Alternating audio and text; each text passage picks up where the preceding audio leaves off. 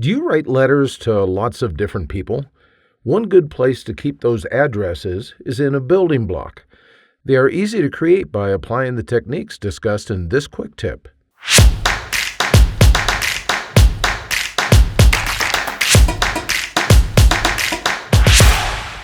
If you write lots of letters, I've got a time-saving tip for you. Let's say that you regularly write letters to your company's regional offices around the country. Rather than always typing out the addresses over and over again, store the addresses in building blocks. Notice on the screen that I have an address for a person at one of the offices I correspond with regularly.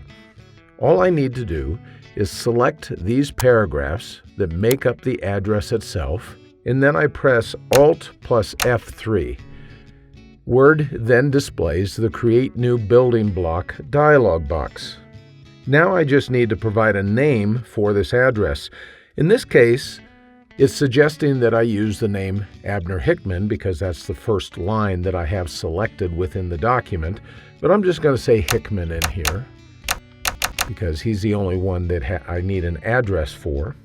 And then I just need to make sure that the gallery is set to auto text, which it is in this case by default.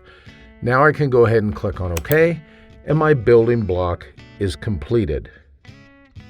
To later use the building block, let's assume that I have a blank letterhead, as you can see on the screen. Now I just type in the name that I used for that building block. In this case, it was Hickman.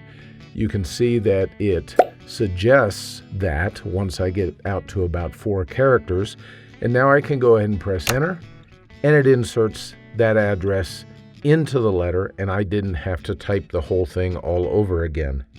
Now I could create building blocks like this for all of the common addresses that I need.